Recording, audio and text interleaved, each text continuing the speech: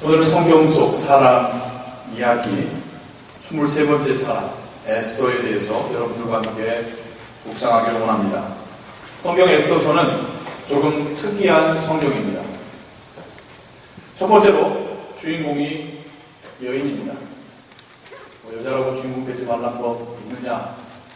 없죠. 근데 그 당시에는 이건 파격적인 거였습니다. 더불어서 에스더서는 하나님에 대한 언급이 전혀 나오지 않는 성경입니다. 그래서 또 특이하죠. 그래서 한때 이거를 성경에서 빼야 되는 거 아니냐라고 하는 주장이 있을 정도였습니다. 하지만 그 속에 나타나는 하나님의 역사하심을 부인할 수 없고 하나님의 이름이 언급되지 않는가 할지라도 하나님이 분명히 그 안에서 나타나시기에 또 하나님의 성경으로 우리가 갖고 듣고 묵상하고 있습니다. 계속해서 성경 속에 있는 사람들 이야기를 보아가고 있습니다. 영웅으로서가 아니라 사람으로서 그들의 모습을 저희들이 보아가고 있습니다.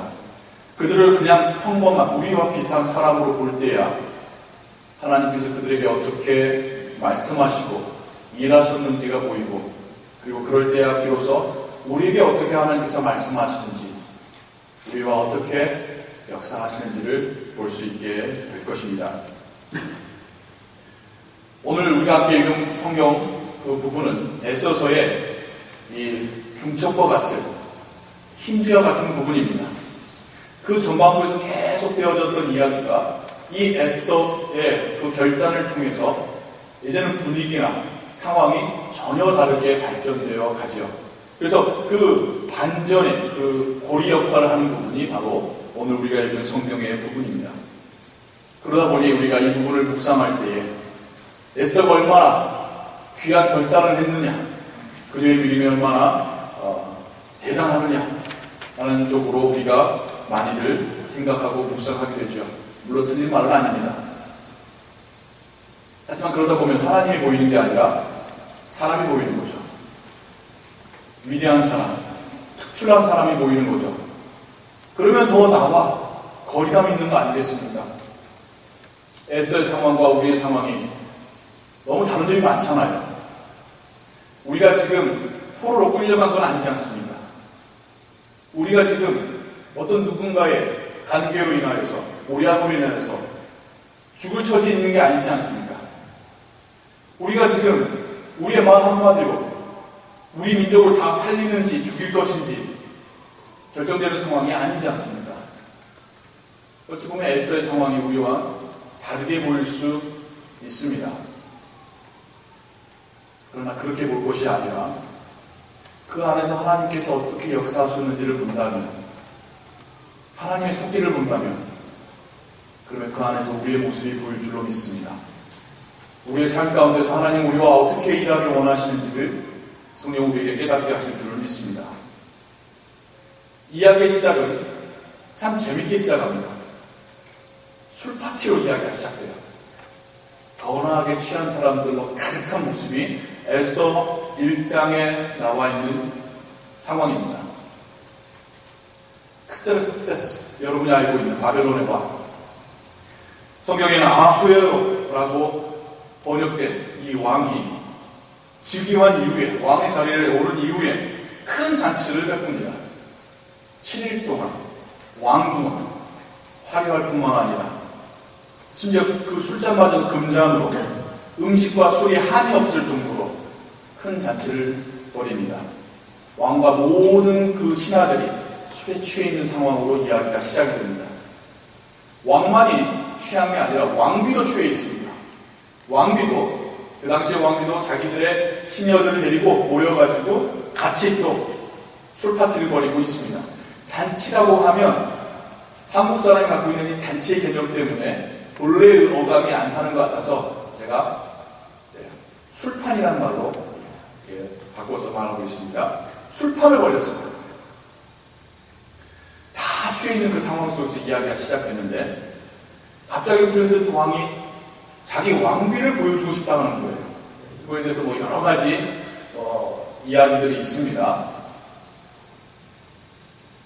성경은 왕비의 아름다움을 보여주기 위해서다 라고 하는데, 남자들만 술파티를 했던 그 장소에 여자를 부른다는 것은 결코 좋은 의도, 결코 그 존중받을 자리가 아니라는 거예요. 근데 이 술에 취한 왕비도 내가 거기 왜 가? 하고 안 가는 거죠. 술에 취한 왕이 기분이 상합니다. 그 모습을 보고 술에 취한 신하들이 뭐라고 하냐면, 왕께서 왕비에게 이런 대접을 받으신다면 우리나라의 모든 남자들이 그 집에서 똑같은 대접받지 않겠습니까? 코미디 같은 소리를 하죠. 그러니까 왕이 그렇다. 신하들은 왕비를 폐위하시고 새로운 여인을 왕비로 받으십시오. 왕이 그렇게 하겠다라고 하는 촌극과 같은 상황으로 이야기가 시작됩니다. 온통 술에 취해 온전한 정신을 가진 이가 없는 상황으로 성경은 스토리를 시작하고 있습니다. 각 도에서 아름답다는 여인들만 골라 추려서 뽑습니다. 여기에 오늘의 주인공 에스더가 지원을 하게 돼요. 본인이 지원한 게 아니라 사촌인 모르드게가, 사촌오빠, 삼촌이 아닙니다. 사촌인 모르드게가 내어보냅니다. 그러나 이 상황만 보고도 에스더가 부모님 없이 사촌오빠의 손에 컸구나라는 것을 알 수 있겠죠. 그 여인이 할 수 있는 게 뭐가 있겠습니까?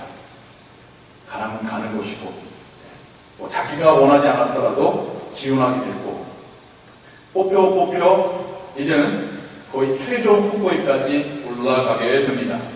이 최종 후보들만 모아서 1년 동안 각가지 치장으로, 궁중 예법으로 다듬고 예쁘게 치장하는 시간들을 갖습니다. 다른 후보들은 마음껏 궁의 재산을 쓰죠. 이게 마지막 기회니까. 왕의 눈에 들면 좋겠지만 안 들면 평생 저 별궁에서 왕의 여인으로 왕 얼굴 한 번도 못 본 채 살다가 죽어야 하기 때문에 1년 동안 내가 누릴 수 있는 만큼 누리자라고 하는 그 상황입니다. 그 상황 속에서 에스더만큼은 원래 본인이 갖고 있었던 신앙대로 검소하고 겸손하고 말을 정갈하게 하는 품행이 당정한 모습으로 1년을 보냅니다. 그 모습 보고 관리들마저도 에스더를 존중하게 되었더라. 성경이 그렇게 이야기하고 있습니다. 그래서 에스더도 자기의 순번이 되어서 왕 앞에 나아가게 됩니다. 아랍의 나이트 같은 이야기죠. 근데 왕의 눈에 이 에스더가 사랑스러워 보였다라고 성경이 말하고 있어요.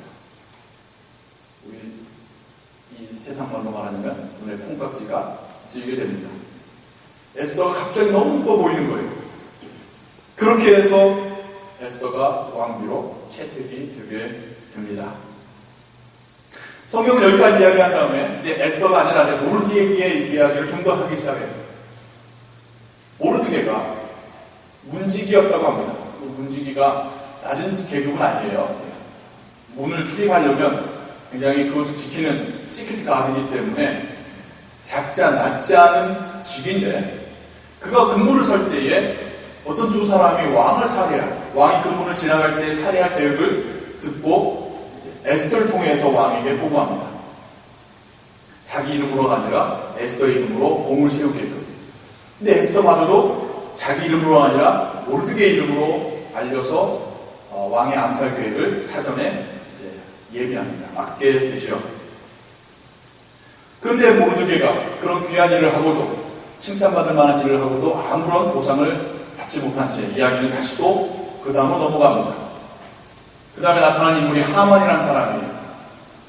아각 사람이라고 했는데 아각은 아말렉의 왕입니다.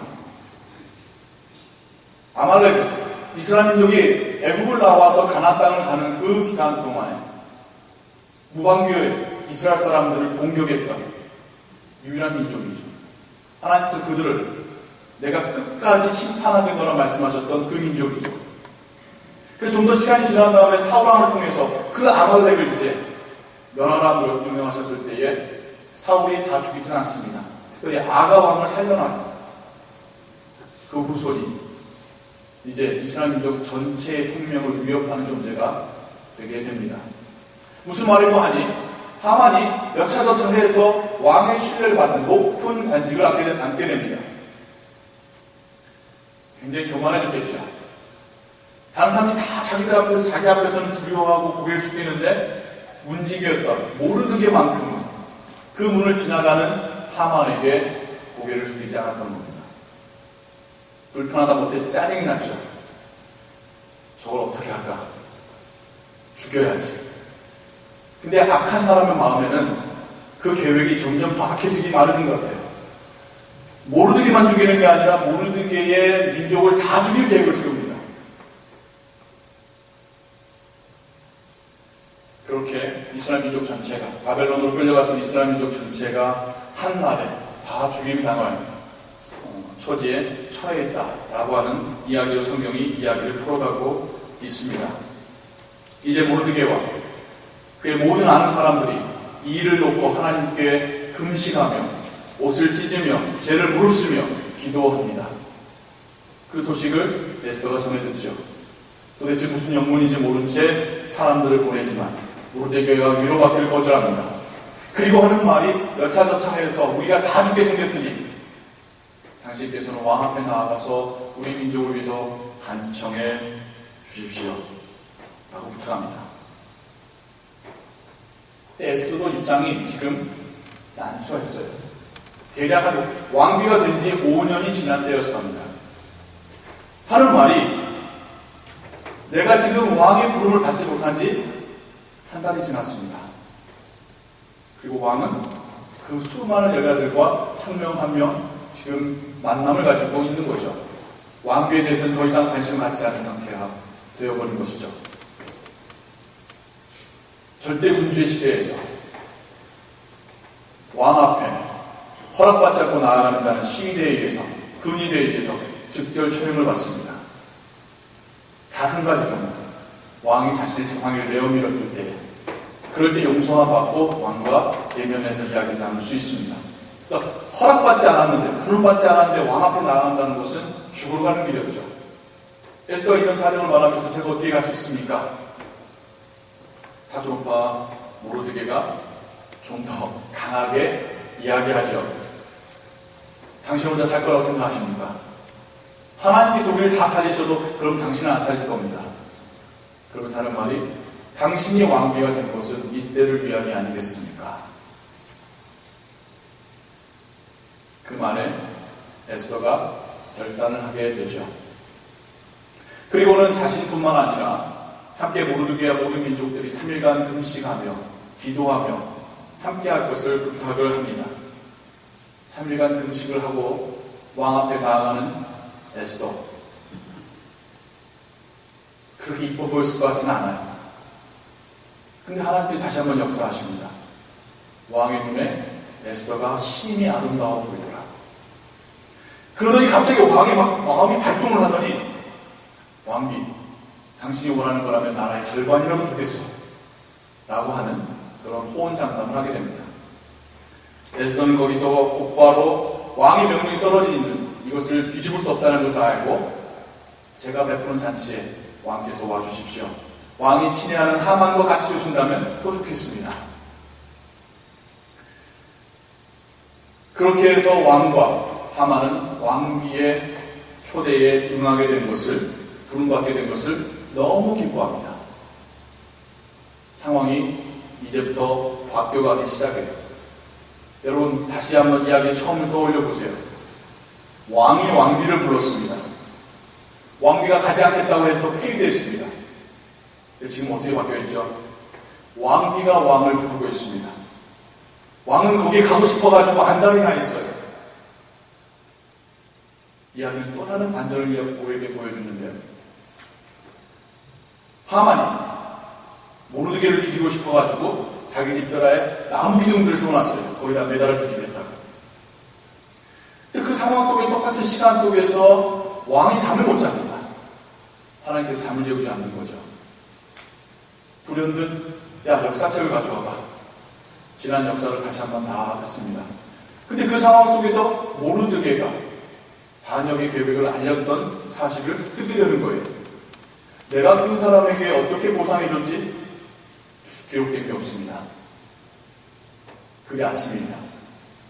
하만은 나무 기둥을 보면서 내가 이제 오늘은 정말 모르드게를 저기다 매달아야지 하고 궁궐에 들어왔습니다. 왕이 하만에게 묻습니다. 내가 굉장히 존귀하게 해주고 싶은 사람이 있는데 어떻게 해주면 좋겠니? 하만은 착각할 때 착각한 채 자기 이야기인 줄 알고 왕의 옷을 입히고 왕의 수레에 태우고 왕께서 귀하게 여기는 높은 사람이 그 사람 앞에서 왕께서 이 사람을 존귀하게 여기신다 외치면서 온 성을 다니게 하십시오. 자기가 원하는 이야기를 한 거죠. 네가 왕이 하는 말이 그러면 모르드게를 그렇게 하고 네가 그 앞에서 그렇게 외치고 다니면 좋겠구나. 하만의 얼굴이 아마 흑빛이 되었을 것입니다. 상황이 역전되어 가기 시작해요. 자기에게 절하지 않았다는 이유로, 고개 숙이지 않았다는 이유로 모르드게를 죽이려 했던 하만, 이제는 그 앞에서 그 사람을 명함없게 하며 외치고 다니는 아랫사람의 역할을 감당하게 되고 있습니다. 그렇게 찝찝한 마음으로 왕비의 초대에 응했는데 거기서 왕비가 자신의 승부를 밝히는 거죠. 왕은 왕대로 고민입니다. 자기가 한번 내뱉은 말을 바꾸기 힘드니까. 그리고 나가서 바람 쐬고 있는 그 과정 속에서 하만은 하만대로 왕비한테 매달려서 간청하고 있는데 왕이 돌아서 보니까 그것이 오해가 되는 거예요. 이 녀석이 나의 왕비를 겁탈하려 해? 그 말을 듣자마자 근위대가 하만을 잡아갑니다. 모르드게를 죽이려 했던 그 나무 기둥에 하만과 하만의 가족들이 매달리게 되죠. 이스라엘 민족이 죽임당할 그 날에 이스라엘 민족이 자신들을 보호하고 함께 방어할 수 있도록 왕이 허락해 줍니다.